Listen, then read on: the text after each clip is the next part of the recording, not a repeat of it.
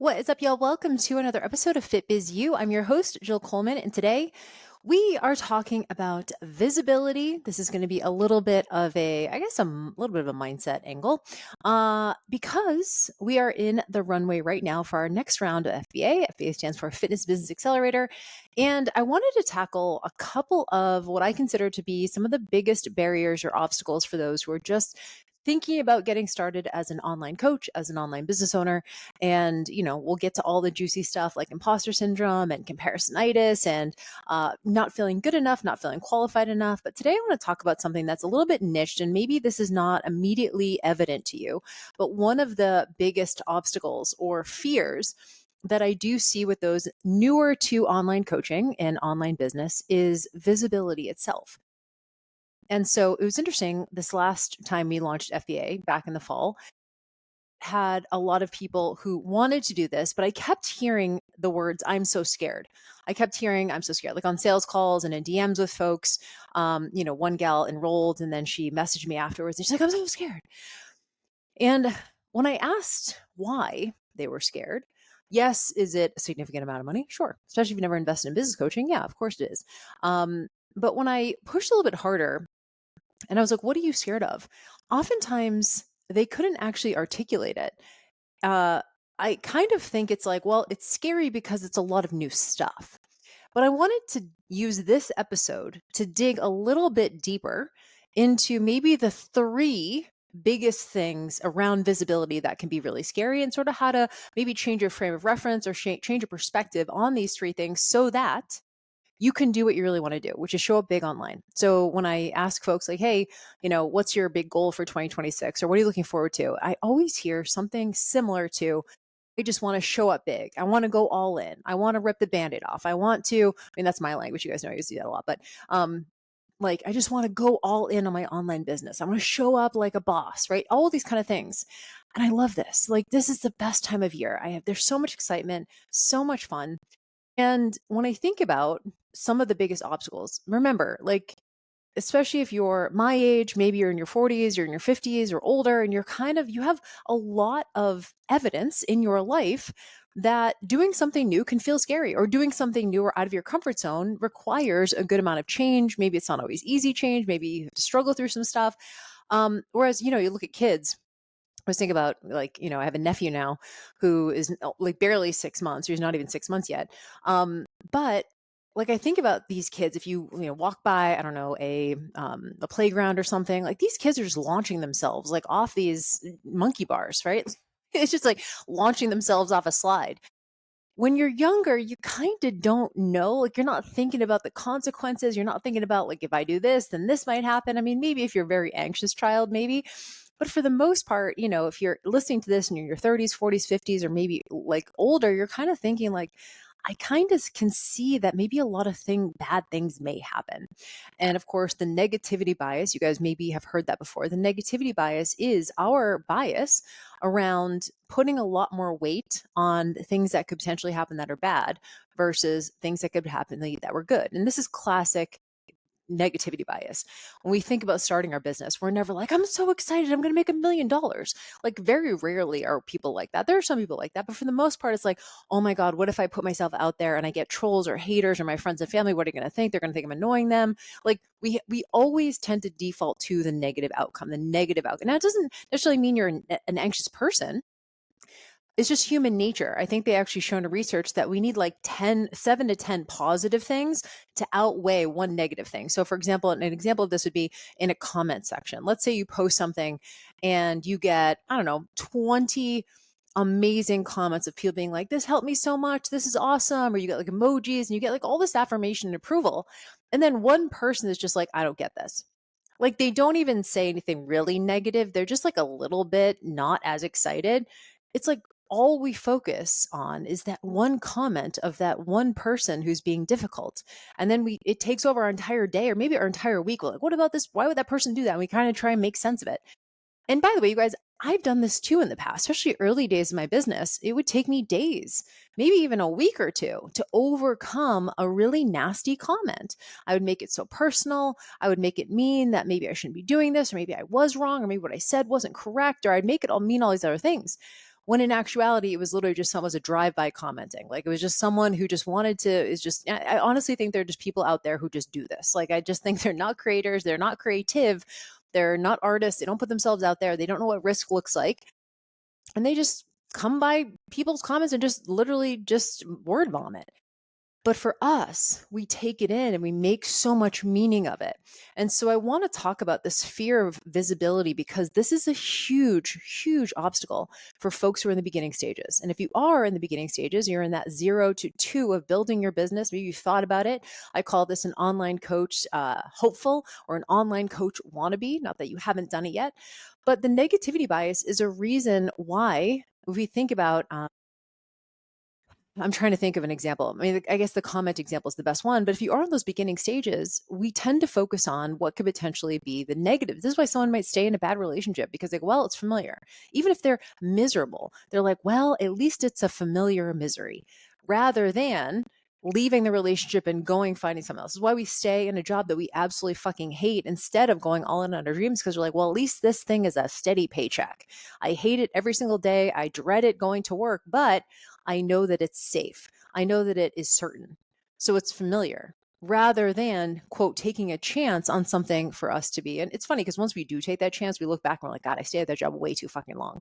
But we can't see it in the moment. So because we are in the runway of FBA, if you are on the interest list for FBA, you can go to the link in the show notes. It's just jillfitfree.com/FBA-waitlist. And if you're on the interest list, you will get an exclusive discount and also some bonuses that no one else gets. So if you are a hell yes for getting started with your online coaching business this year, or you've maybe started on your own, maybe you've never had mentorship, or maybe you're just kind of trying to figure it out and you're like, yes, it's probably time to really access a playbook of someone who knows how to do this stuff. And you really just want to go all in and learn it and really do it the right way. Go to the link in the show notes, add yourself to the interest list. If you want to get all the early details, there's obviously no obligation to be on it. But if you're on the interest list, you're going to get those early details plus exclusive bonuses and get goodies that no one else gets. Good. All right. So I want to talk about this. Do you have a fear of visibility? Very few people, I believe, love visibility. This is probably someone, my brother Brandon is like this. I mean, I'm sure he has his own insecurities and stuff like that. I don't know if he listens to the podcast or not, but Brandon went through FBA, but he's a professional dancer in New York. Like he's literally been on Broadway. He's, done all these things, and he grew up just wanting to be in the spotlight. And I think if you grew up being an artist or you're growing up being a performer, like you just like being in the spotlight, but it doesn't mean that you like criticism. No one likes criticism. Maybe you're just a little bit less averse to criticism because you have a bigger vision for your life. And I always just really admired folks who wanted to be in the spotlight. But I do think it's a small minority of folks who naturally want to be in the spotlight, especially as you get a little bit older. If you're in my demographic, maybe you're a Gen Xer and you're kind of like, it just feels a little self-indulgent, or I don't know, does it feel a little attention-seeking? Maybe you have some preconceived notions about things like selfies or face to camera, or who would even care about this? Like, why am I even talking about this? Who even gives a shit? And I think we have to overcome a lot of those things because people really do give a shit. They give a shit about a lot that we don't even know that they do. And so I want to talk through these 3 ways or 3 angles that I believe our fear of visibility holds us back, and why we don't need to be like, I love visibility, but we certainly have to change our relationship with visibility because visibility is the thing that's going to help you make money on the internet. I'll say it again. Visibility is the thing that's going to make you money on the internet. You cannot simultaneously be like, I want more followers and also hate visibility. Y'all, in order to get more followers, you have to be more visible to more people. And also, if you get more followers, you will be visible to more people. It's interesting to me when I hear people say both things. Why am I not growing? Well, maybe there is a subconscious fear of, if I do grow, now that many more eyes are going to be on me. And so this is the first sort of way that I think we fear visibility, because we make visibility mean now we're on the hook. And we attach accountability and responsibility, a level of responsibility to visibility. If people see me doing this, then it means I'm now really on the hook, right? I'm really on the hook. I'm really doing this. People expect things from me. I can never go back. It's this almost all or nothing way of thinking. And people treat visibility or starting their business almost like with finality. It's like it's not irreversible. I can never go back. And that's why I do see a lot of kind of all or nothing thinking, especially with my newer students, because they go, well, if I'm going to invest in something like FBA, then not only do I want to do it all the way, but I want to make sure I do it perfectly. And I think this is a trap. And so visibility for a lot of folks means they're now on the hook and things are higher stakes. And they go, I'm starting my business.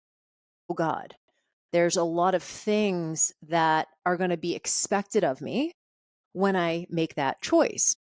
What people don't quite understand about starting their business, if they're in that mindset, is that starting their business is literally as simple as sharing a piece of content on the internet.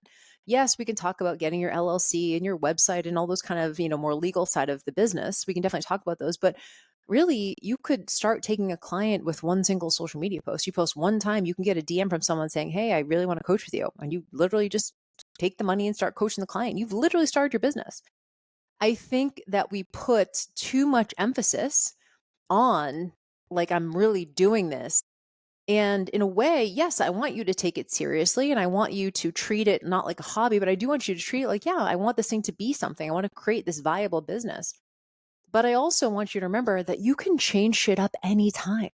So just because you said, okay, I'm doing this business, doesn't mean you can't change your mind in a couple months. Doesn't mean you can't tap out in a year and you're like, yeah, not for me. Great. You didn't lose, quote, lose your investment in something like FBA. You didn't lose the time that you're posting on social because you learned.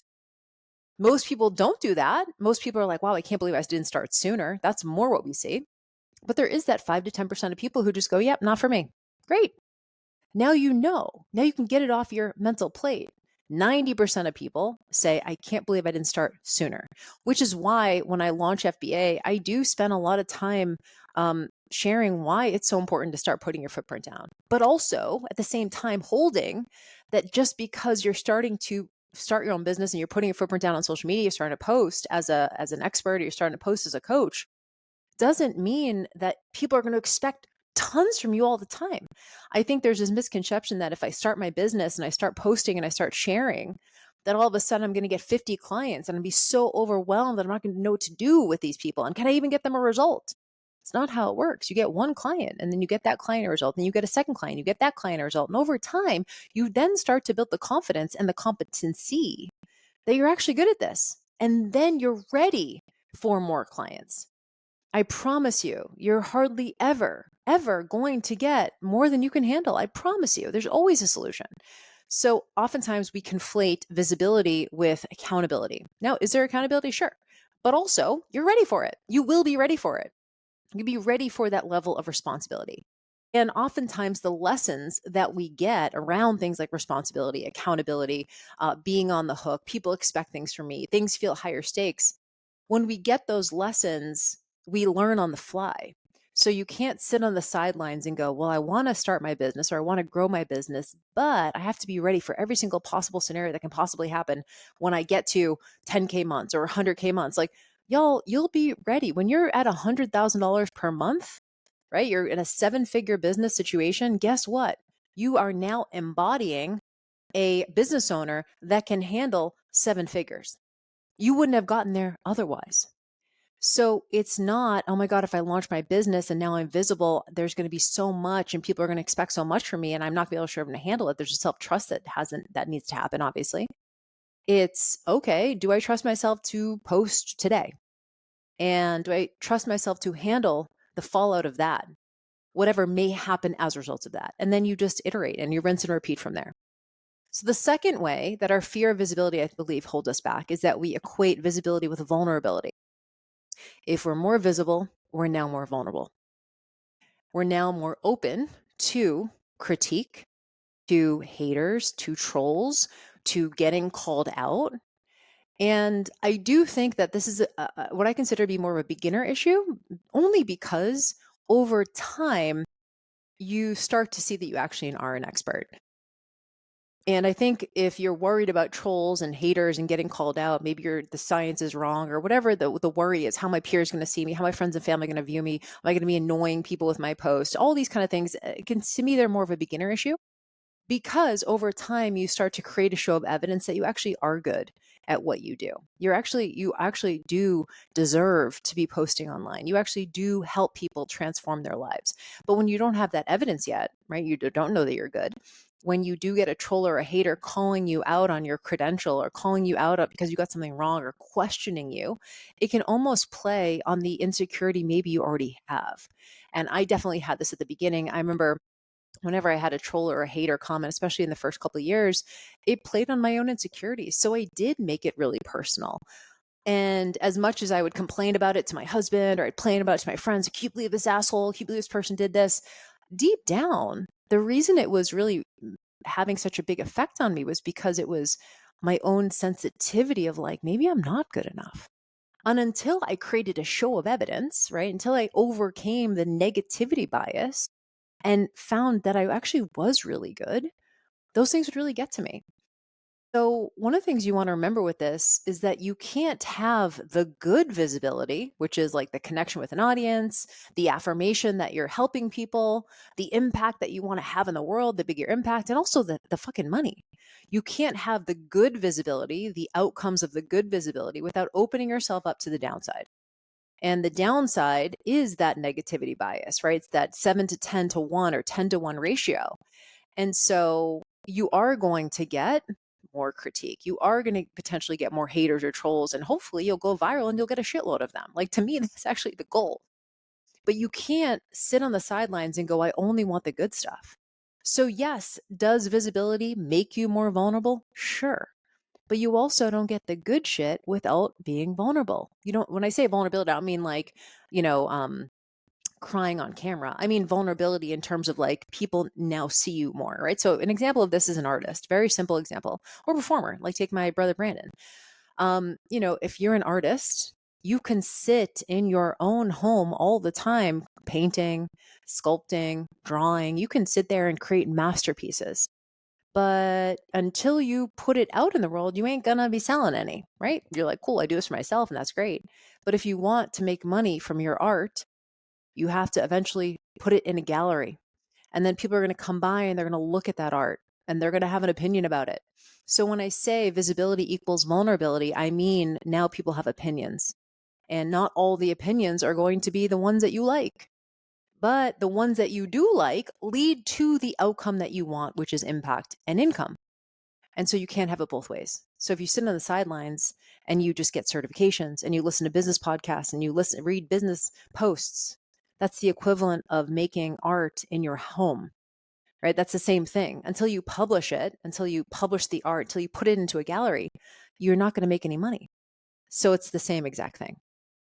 Number three, third and last way that we fear visibility, our fear of visibility hold us back is that if we don't have any visibility, then we have no accomplishment, at least within our space of online coaching and personal branding. So, what I mean by this is you have to develop a level of self trust. This is similar to what I was just talking about, where you have to publish your art. If you haven't no visibility, then you're going to have no accomplishment. Cool. Again, I've talked about this in other episodes. You can't make the money and the impact and the revenue and have the lifestyle that you want without a little bit of risk. And visibility is risk. So, what's not risky is listening to business podcasts. As much as I love y'all, listen to this. I also want you out there in the trenches building your business, getting certifications, no risk. Reading business books, no risk. Following business accounts on social media, no risk. Even reposting other people's posts, business posts, no risk. The risk is when you start putting yourself out there. And when you start putting yourself out there, you have to develop a level of self-trust. Especially we talk about on this podcast quite a bit, which is this idea of personal branding. Now it feels even more personal because you're sharing your ideas, your methodology, your system, your opinions. And there needs to be a level of self-trust. So one thing I always say is trust yourself in a public comment section.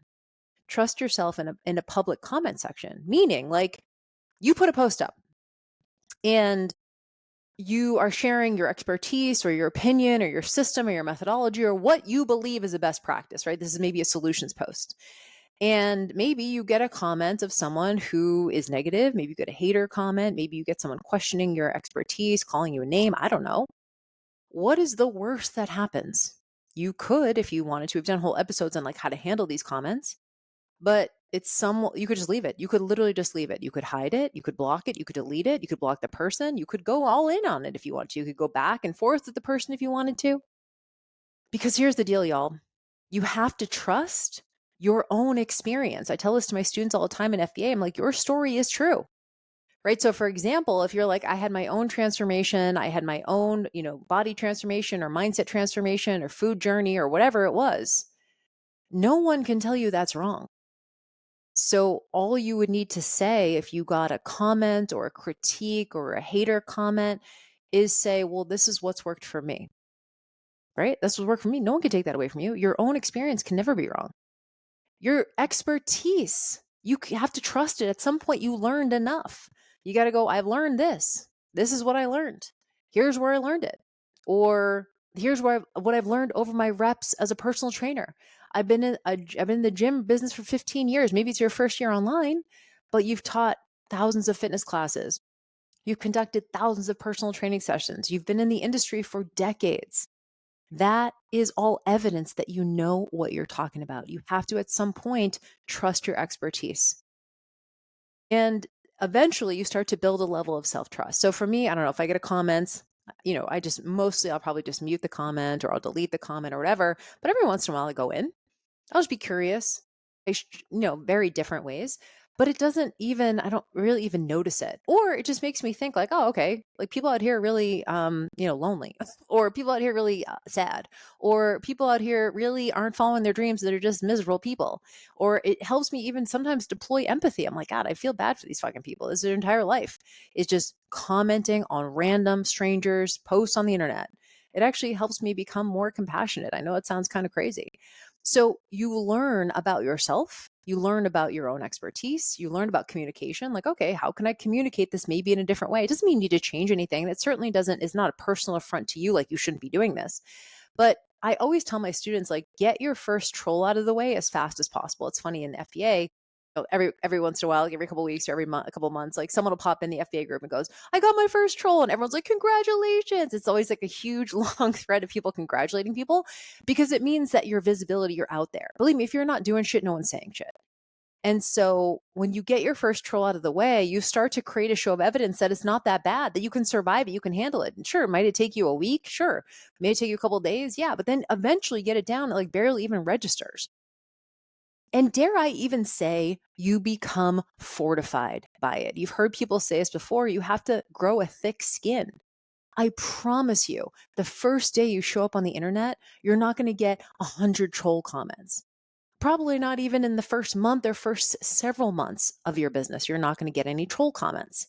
But guess what? Hopefully, fingers crossed, at some point you go viral. At some point your content is so good it starts getting pushed out. And at that point you start getting the criticism you have been dreading. And then you come into the FBA group and you go, hey guys, I got my first troll. Here's how I handled it.